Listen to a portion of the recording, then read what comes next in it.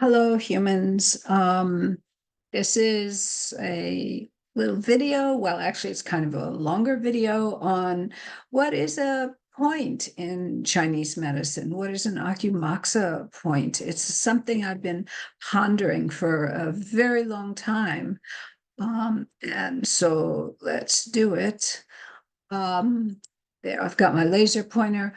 Okay, so Jiang Bin, a famous Ming Dynasty doctor, said that the human body is a small heaven and earth. And I find this one of the most profound sentences in Chinese medicine, because if I can observe things in heaven and earth, I can understand the processes within my body. And actually, conversely, if I understand the processes within my body, that can help me understand what's happening between heaven and earth. And so, we have these things we call points, acupuncture points. And if the human body is a small heaven and earth, it means there must be something parallel to acupuncture points in, the universe between heaven and earth. And so this is an exploration of, what is a point in a number of ways, but my main methodology is trying to understand it in terms of A, what the word actually means in Chinese, and B, what is it, on the earth that is parallel to points within the body and channels within the body. So point is this English word that is not at all a translation of the Chinese word. You have to forgive my pronunciation. I can read more or less, but I can't speak or pronounce Chinese. So, anyway, the word is this word, shui, and it's actually the word the main word. There are a couple other words that are sometimes used, but it's the main word that's used for these places, mostly on the channels, but sometimes not on the channels, where we treat using Acu-Moxa and other therapies. And so, the word, when Europeans first started trying to translate stuff about Chinese medicine into English, they either didn't know what this word means, or more likely, they couldn't understand how that made sense. So they chose a word in English that, or whatever language, they chose a word that made more sense to them, even though it wasn't a translation. So they chose point, or, however you say point in other languages like French and so forth. And so that made sense to them. But that's not what the word means, and that's not how we should conceive of this. And so, it kind of makes everything flat and one-dimensional, and therefore it kind of misleads the way we understand Chinese medicine and points and channels. A point in English is one-dimensional. According to more than one dictionary that I've looked it up in, a point is something that has a position, but it doesn't extend out into space. So it's like the intersection of two lines, but it's not three-dimensional. In comparison, though, Shuowenjiezi, which is this Han Dynasty dictionary that was the guy who wrote it, a Mr. Shoes, he was trying to figure out how the characters came into being, what the etymology of the characters were. And so he thought the original meaning of this, shui is an earthen chamber, a place that's dug out in the earth. So actually, there are kind of two main meanings. There's a set of general meanings, and then there's some set of technical meanings. And so the general meaning of this word, as it might be used in a sentence that doesn't have anything to do with medicine, it's a hole, it's a cave, it's a cavern, it's a den like a fox's den or lair, or a nest of the type that's dug into the ground, not up in the trees. But all of those words are three-dimensional. they're not a point. They're, they've got like height and width and depth. And so, we've lost that in English.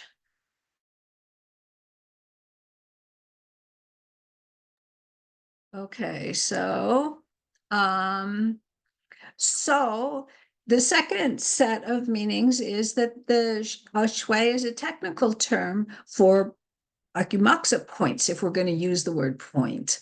But also in martial arts, maybe some of you have heard of Dimak, which is the Cantonese pronunciation of these characters, which has the same word shui in it. And that's a point that if you strike it in martial arts, it's going to have extra impact. It's going to cause more damage because points are receptive. Acu-Moxa points are receptive to our needles and moxa to, communicate with the body.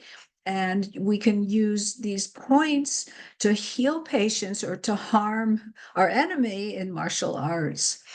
The other thing that's related is out in heaven and earth rather than on the human body. Shui is a potential site for a grave. So this is going to take us into like a whole bunch of other kind of technical information, which we'll talk about in a few minutes. So the general meaning that it's a cave or a hole tells us that points also have to be three-dimensional.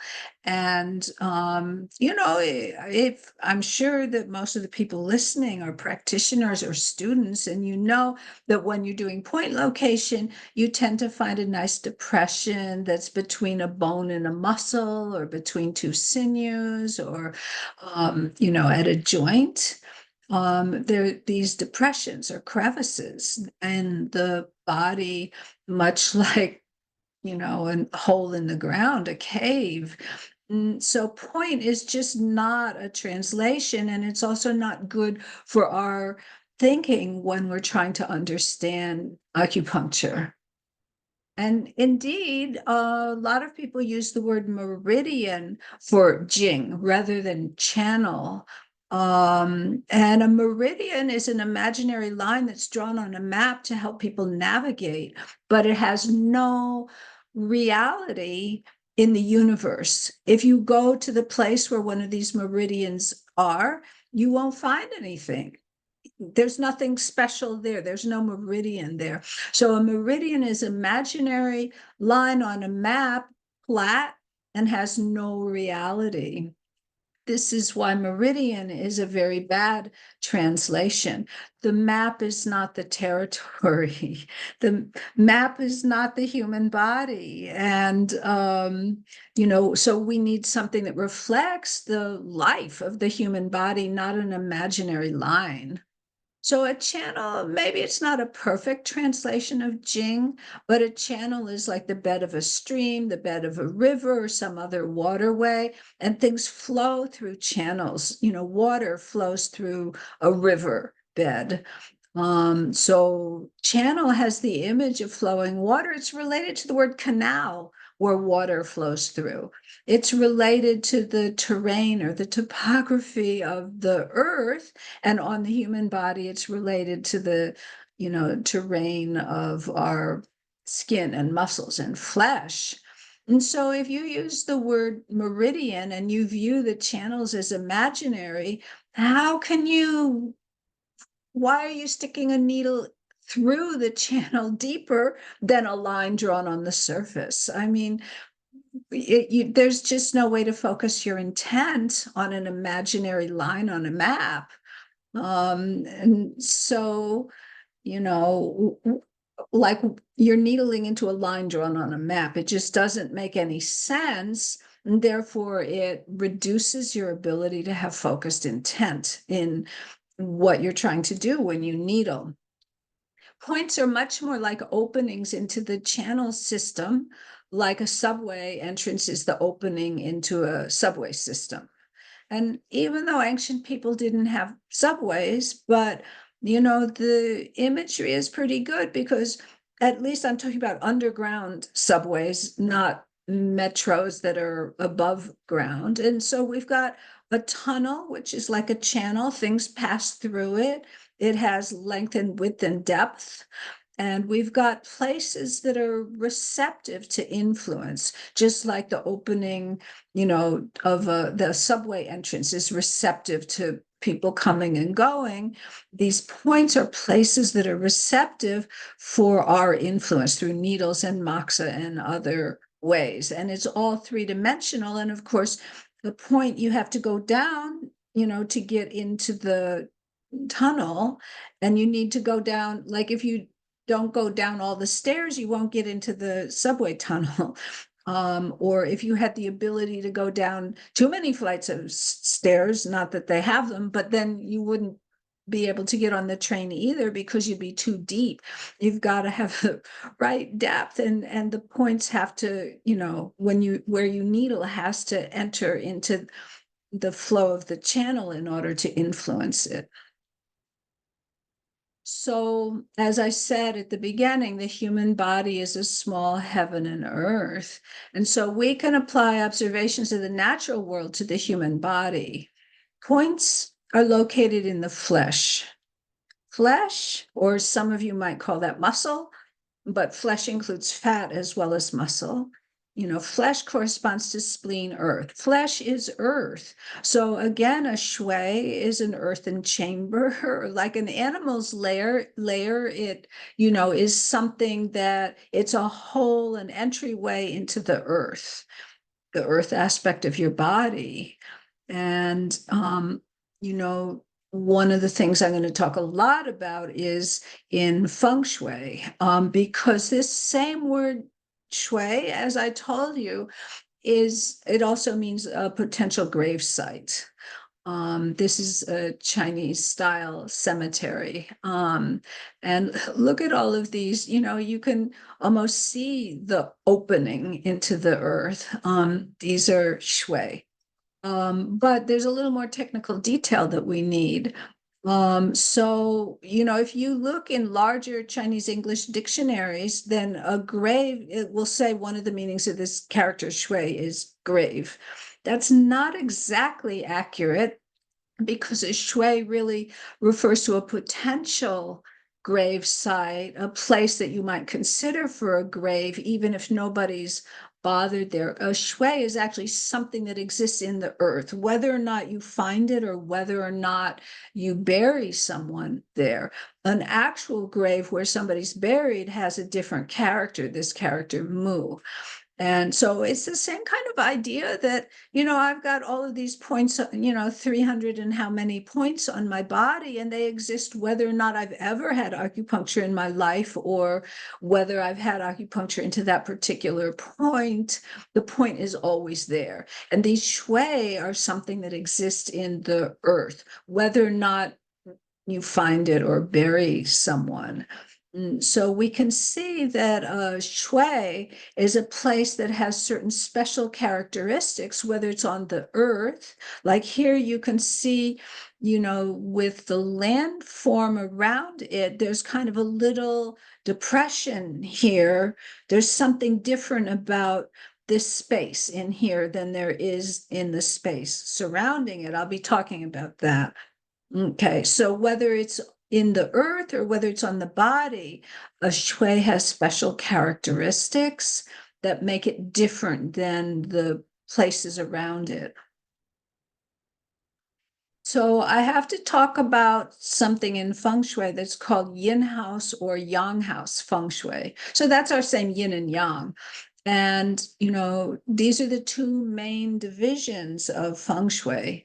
Yang house feng shui is buildings for the living. And so that's more people are familiar with that in the West because, most people in the West don't hire a feng shui consultant when they're burying someone, but they might when they're buying a house or renovating a house or just because they feel their house needs some help. So if you're dealing with the living are yang, whereas dead are yin. And so yang house feng shui is buildings for the living. And that's, in Chinese culture, that has historically been the less important aspect of feng shui. while the more important aspect is yin house feng shui, which is the feng shui that gives you, the ability to pick an appropriate grave site for your ancestors or for the ancestors of the person that you're doing a reading for. So the principles of feng shui are going to be similar, whether it's yin house or yang house, but the details are going to be quite different. The place that you might want to build a house will have different criteria than the place where you want to bury someone. So this term shui is used in yin house feng shui, but not yang house. So, it's not used if you come to my condo and try to, arrange things and do things differently to give me better health or better fortune. But this is something that's very important for yin house feng shui. And note that yang house, buildings for the living are mostly above ground, which is yang, whereas graves are dug into the earth. They're, in a sense, an earthen chamber, and they're underground, so they're yin. So there are a number of reasons why we call one yin house and the other yang house. But, here, these are just like old diagrams of, like here, this dot right here is the shui, and this region here is called the mingtang. I'll be talking about that term later. So why do we care so much about the gravesite of our ancestors? Of course, we want to respect them and give them a place where they can be comfortable in the afterlife and so forth. But that's not all. There's selfish reasons as well. There's this idea that an ancestor's burial site affects the well-being of the next 3 generations.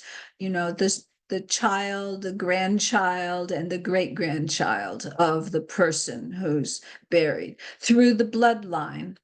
Okay, and so this has to do with some Chinese medicine related stuff. The bones are what survives. The flesh will, be dissipated and compost back into the earth and so forth, but the bones remain. And bones belong to kidneys and come from Jing. Jing makes marrow, and marrow fills up the bones, and so they're related to the Jing, and my Jing connects me to my ancestors, and somehow there's like a resonance. It's almost like a transmitter. So my ancestors' bones can transmit certain things to me.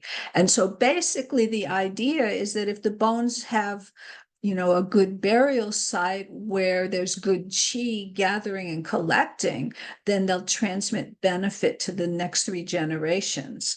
But if the burial site has problems, if, there's too much wind dispersing qi so it can't collect, or if water is like filling in the grave, or if it's in an ugly place or whatever, then the descendants will decline. And so what we want is to bury the body in a place where it will receive what in feng shui is called shengqi, which means the qi of life. And so I do want to note that you don't have to believe this, but to understand, the evolution of the concept of point, we need to understand that this was what ancient people believed. So there's something called the Book of Burial by someone, or at least it's attributed to Guopu. And you can see that's fairly early. And this book is, quoted from a lot in terms of yin house feng shui. And it says burial ride shangqi. This word rides is literally what it means, but it also means takes advantage. So burial takes advantage of this living qi, this live qi. And so a grave should be in a place where shangqi collects, so it can take advantage of it, so it can ride on that, shangqi.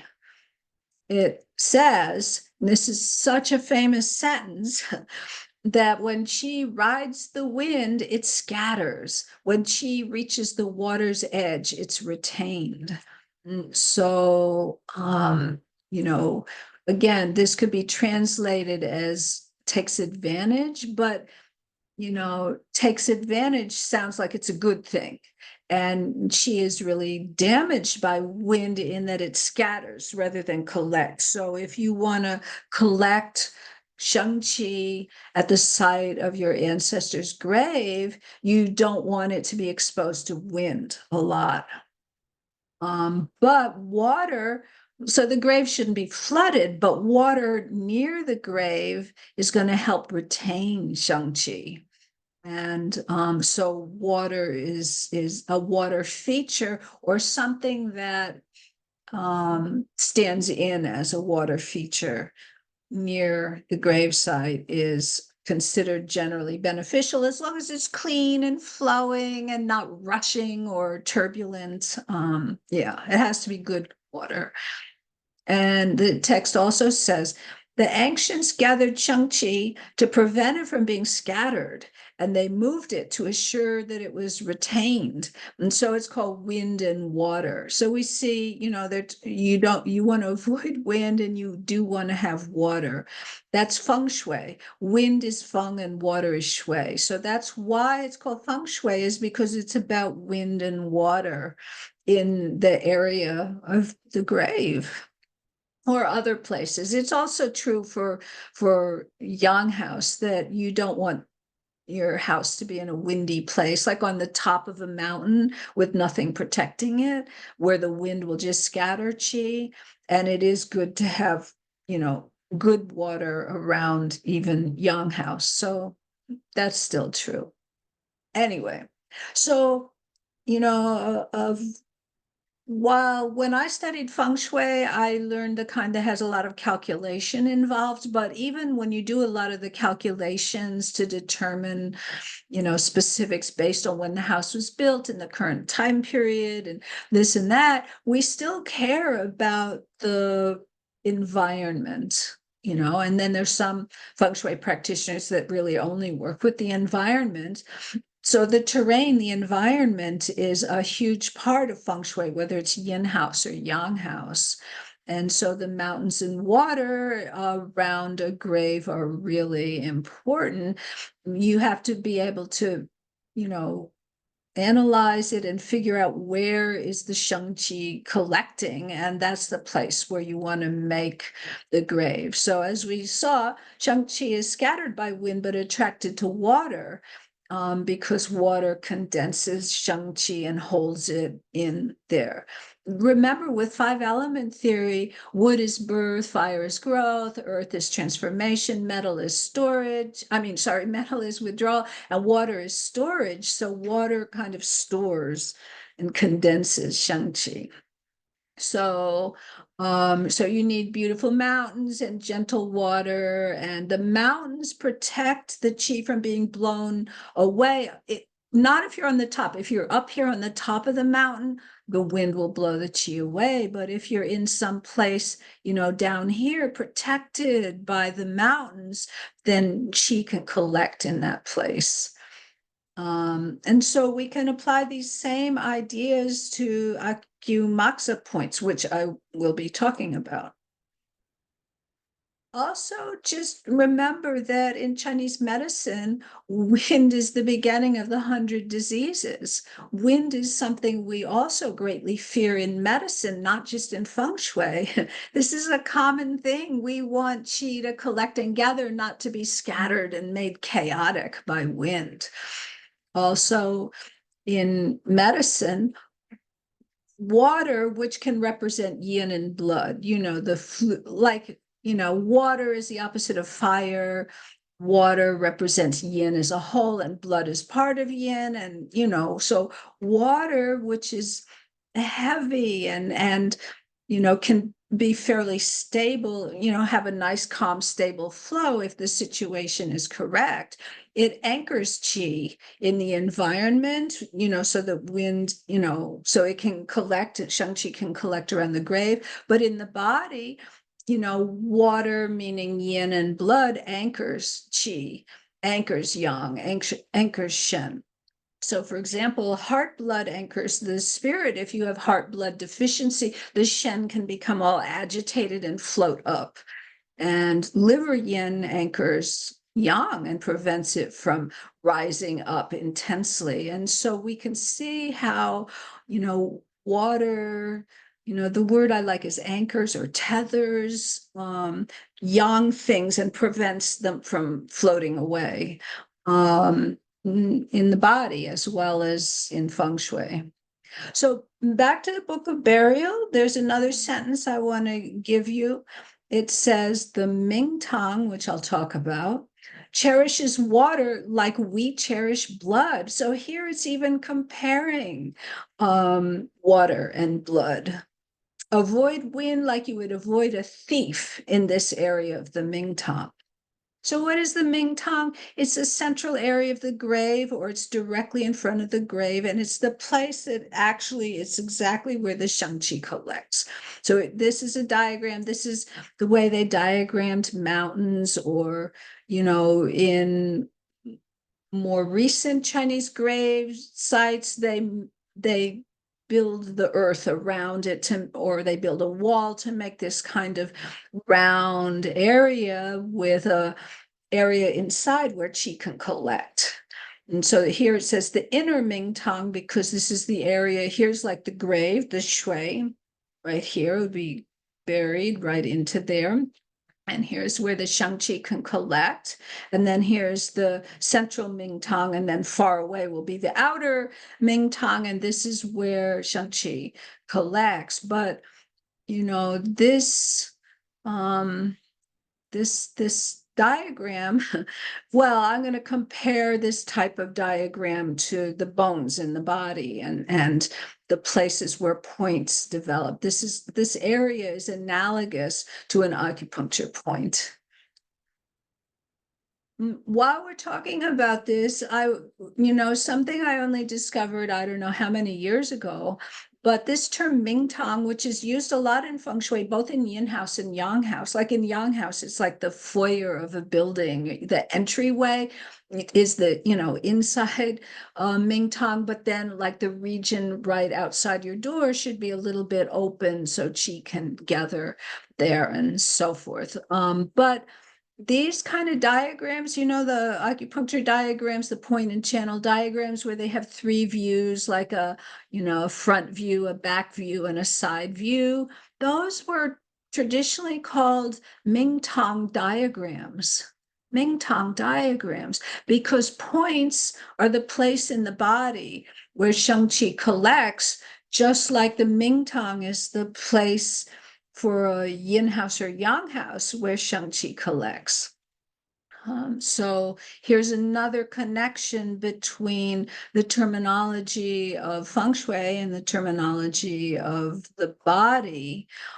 Just like a bansao would go over the herbs one by one, a section of, for example, Chen Jin Feng by Sun Sumiao in the Tang Dynasty is called the Mingtang, and that goes over the points one by one.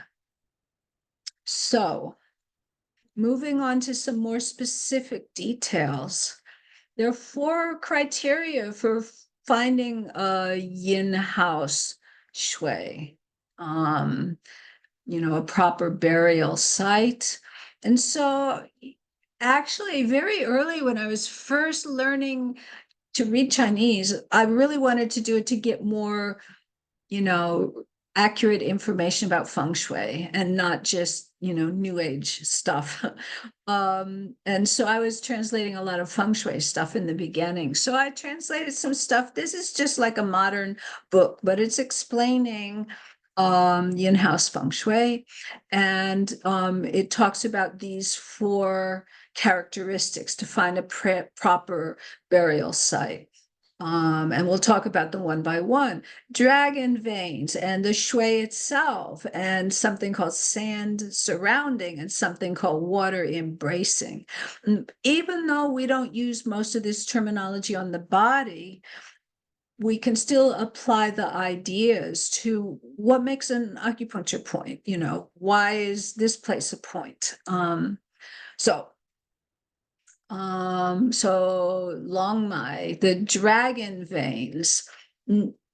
Here, we've got a nice mountain, and we're looking for the veins in the mountain.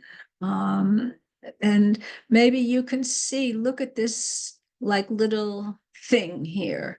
I mean, there are lots of them we can see in different places. I'm not saying these are all good veins that we want to use, but these are still veins in the mountain, these, kind of ravines, I guess.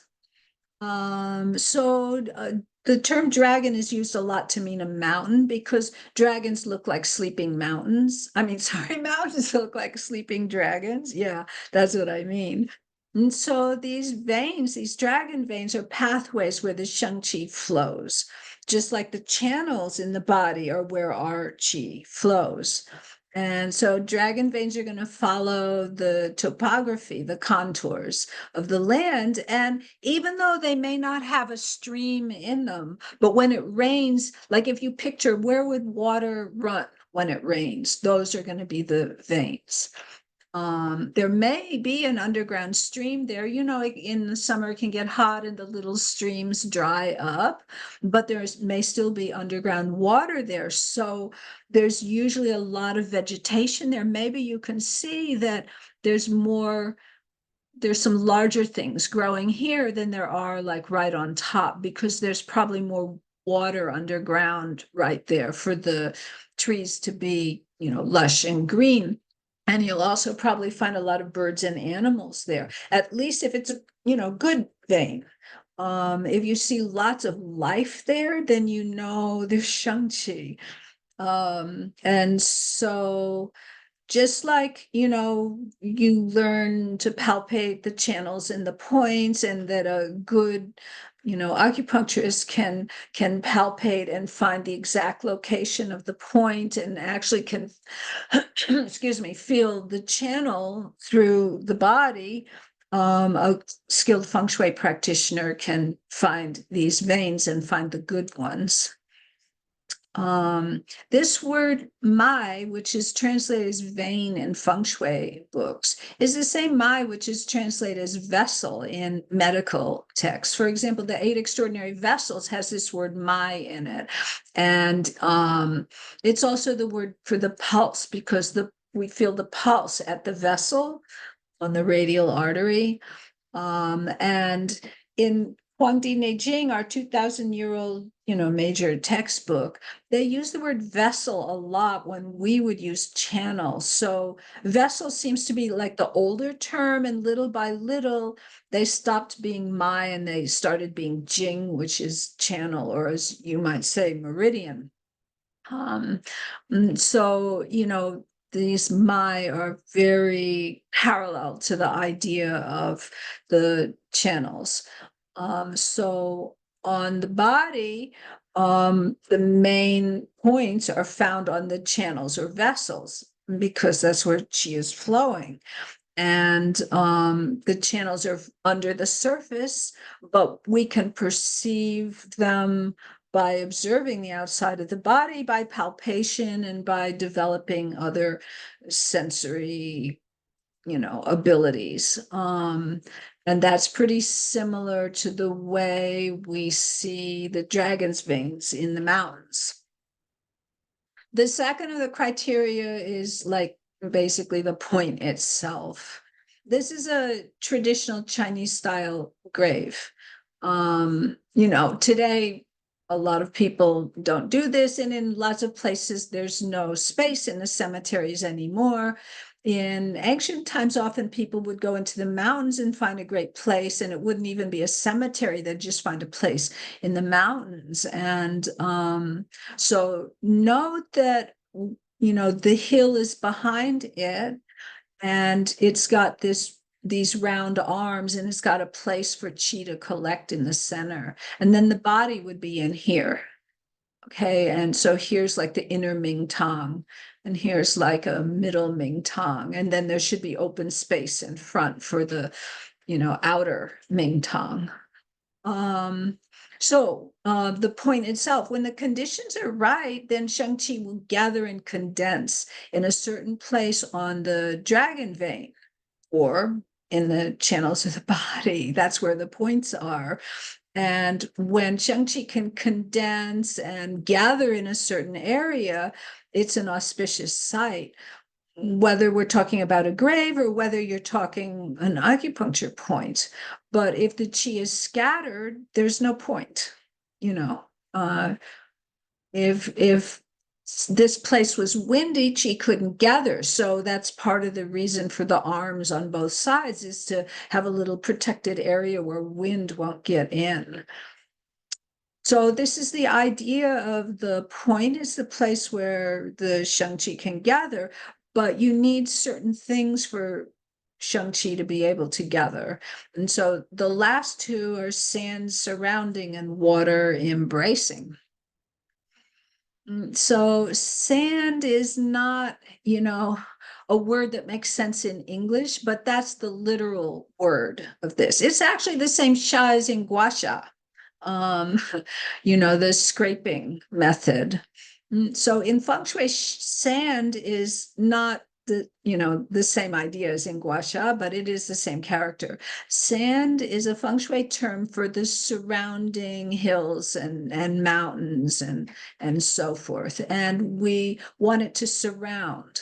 We want it to have, this I've heard it called armchair effect, where, so here's a nice place where it's not going to be windy down here because it's got, something protecting it on three sides with just a little bit of an open space in front. You don't want it totally closed off because then it can be stagnant, but you want to protect it from the wind. So this is windscreen. And that makes you think of points like Yifeng, Sanjiao 17, which is screen the wind. That's literally its name. So that's something worth pondering, but this video is going to be long enough as it is, so I'm not going to ponder it here. Anyway, so this sand surrounding makes a place where wind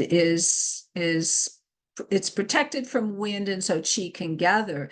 We saw that the burial classic says when chi rides wind, it scatters. So we have to have the screen for the wind of the mountains surrounding. In the body, this is basically going to be the bones and the sinews. So, here's another diagram of like landform. I know it looks a little funky. It's not the way I would draw mountains and stuff like that, but this is how they look in old Chinese books. And here's the shui, or the point, right in the most protected area. Look at Li4. Do you see how it has sand surrounding with the, metacarpal bone surrounding it? And then it's got this nice area where chi can pool in between. Or for liver 3, that depression is surrounded on both sides, so wind can't get in there, and there is a place for chi to pool. So this is this protected area. At least that's part of what the bones do. That's part of what the mountains do. I'm going to tell you, something else eventually, but let's finish this part. So this is where chi can pool. Li4 is the best point to get that image of what we're doing, but even other major points are often nestled into places that protect them from the wind. So if you look at spleen 9, if you look at stomach 36, this is nestled in that round area of the bone that gives it a lot of protection. So spleen 9, Yinling Chuan, is like a much more important point than many of the other points in between. Of course, spleen 6 is different because it's 3-leg yin meeting, so it's got importance for other reasons. But Spleen 9 is more important than spleen 8 or spleen 7, even though we use those points. Or stomach 36 is really protected between the tibia and the fibula and in the curve of the bone around it. And of course, GB 34 is, kind of similar over here. And so, it's protected from wind, and the chi is guided by the shape of the bone. The fourth and final criteria is water embracing. And so this refers to being near a stream or a pond or a river or the ocean. And curving, gentle water flowing by is the best, or a nice pool that's kept clean. And then Shang-Chi will condense because it stops at the water's edge. And so, if you've got, oops, let's go back one more. If you've got this and then you've got water down here, then, it stops at the water's edge, so it will stay within this region. Okay. So the burial classic, as we saw, when chi reaches the water's edge, it's retained. And so, Shang-Chi is concentrated at the water. And so water represents a place where chi can pool. And in the body, well, maybe it's not exactly the same, but you need a certain amount of flesh to hold a pool of chi. And so, consider the difference between Li4 Hegu and Sanjiao 3 Zhengzhu. Both are between the two metacarpal bones. They're in parallel positions. One is between the first and second metacarpals, and the other is between the fourth and fifth metacarpals. But why is Li4 so much more important than Sanjiao 3? Even though Sanjiao 3 is a good point, we use it. But there's lots of space to retain chi at Li4, and there's very little space at Sanjiao 3 to retain chi. So it's just a less powerful point because it's got less shang-chi flowing through the region. I started looking a little bit at fluid dynamics, and hopefully I'll be able to play you some of this video without having technical difficulties. But, apparently when something sticks out in a river or some stream, that's called the diversion point. And so then as the water's flowing, when it gets to the diversion point, it makes some eddying there. It makes it start swirling here. So there's some current that's passing through, but there's some swirl that's happening. And so if we think about points like this, there's swirl that happens here because here's a diversion point. And so there's swirling going on, and it's got space, just like there's space here to fill up that region. And so that, that eddying, that swirling, that pooling is what makes stomach 36 or other points like this.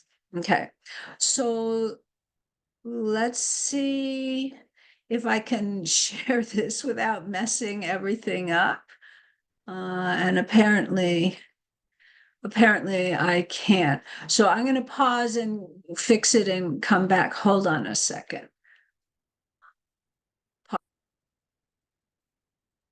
Okay, so this is, what do you call it? It's from NASA. And let's look at this for a little bit. We don't have to look at the whole thing, but if you look at the coast, you can see how, swirls start happening where there are changes, angles in the land, and that the water, the currents are guided by the land. So the land equals the bones, and these currents equal the channels, and these swirls equal the points. And you can see how the bones, affect the flow of chi. Look at these are all acupuncture points. And, so, watch these kind of videos and ponder this. Look at all these points through here, all influenced by the land that they're flowing past, just like our channels are influenced by the bones that they're flowing past.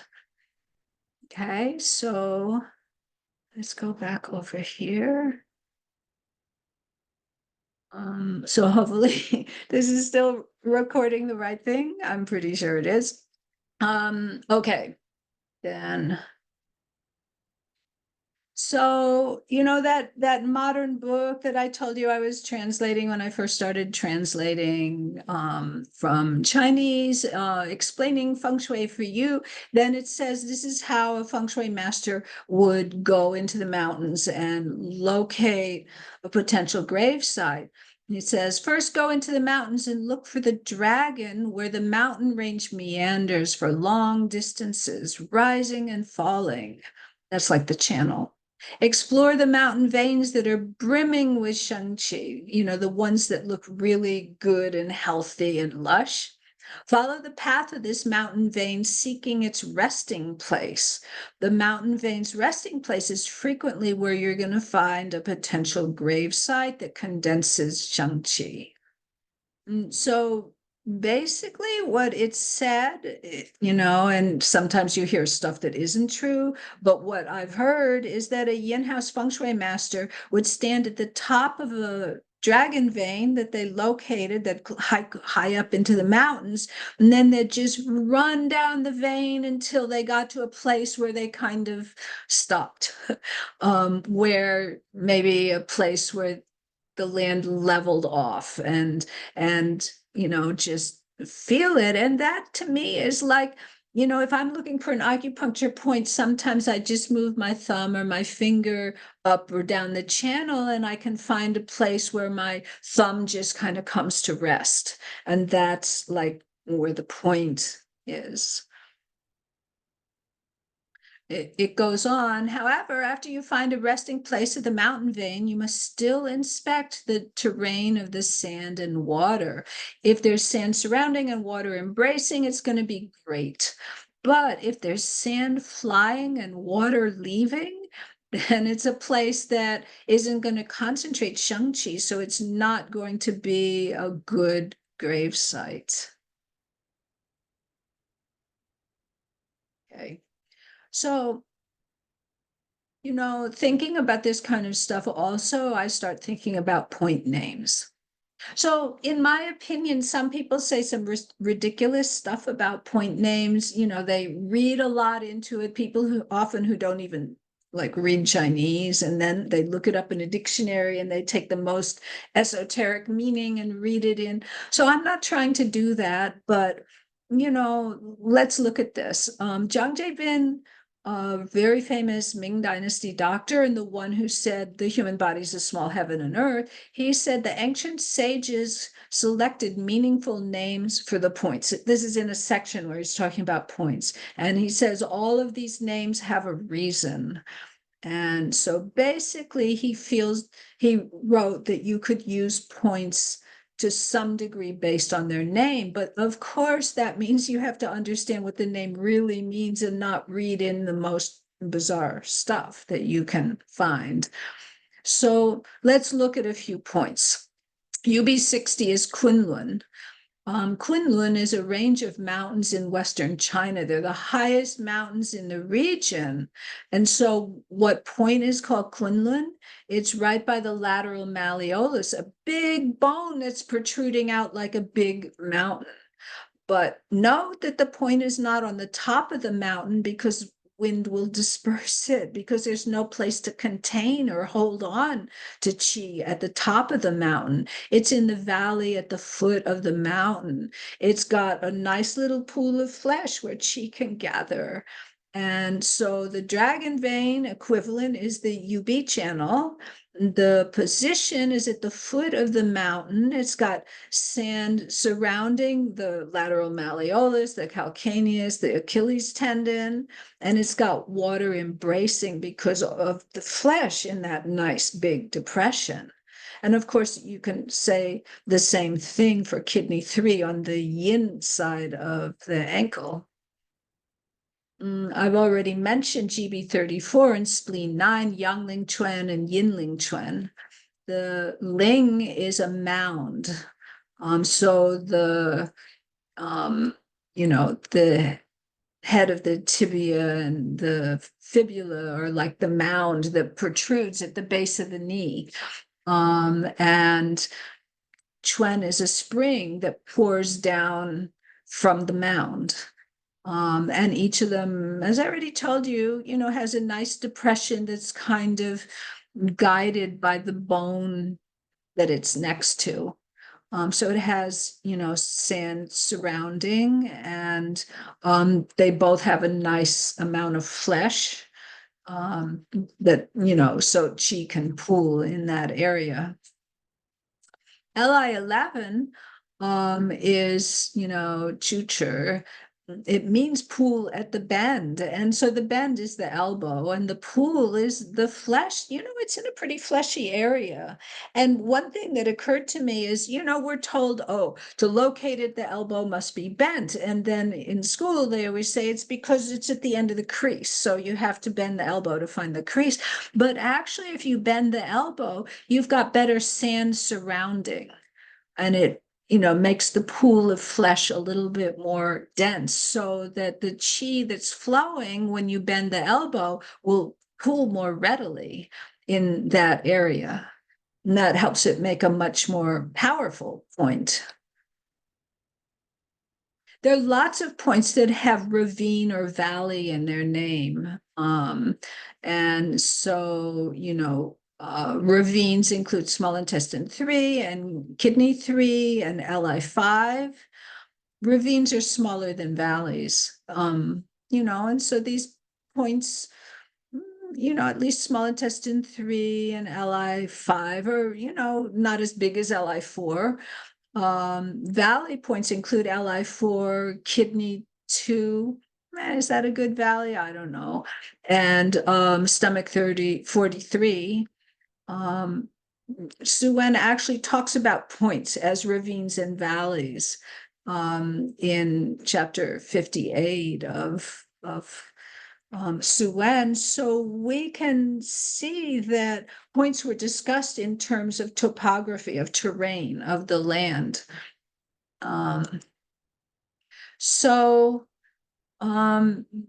These methods to find a shui in feng shui are, give us like imagery for imagine what makes an acupuncture point and how can we locate at least the major acupuncture points, and give a little more of an idea of what's going on under the surface in the channels.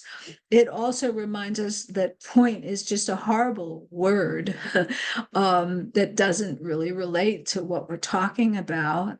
The body has a terrain just like the earth around us, the land around us. And so we can use these principles to help understand better about points, especially since the human body is a small heaven and earth.